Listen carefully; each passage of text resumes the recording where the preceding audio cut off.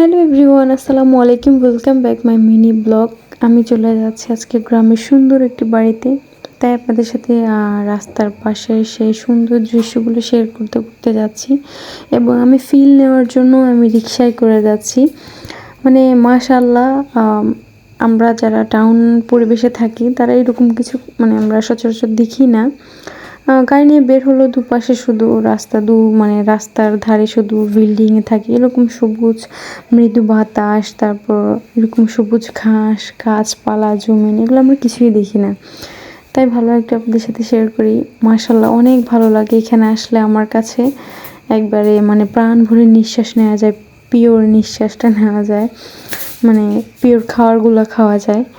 তো আমি এখানে এসে থাকবো কিছুদিন, ধরতে পারেন ট্যুরে এসেছি।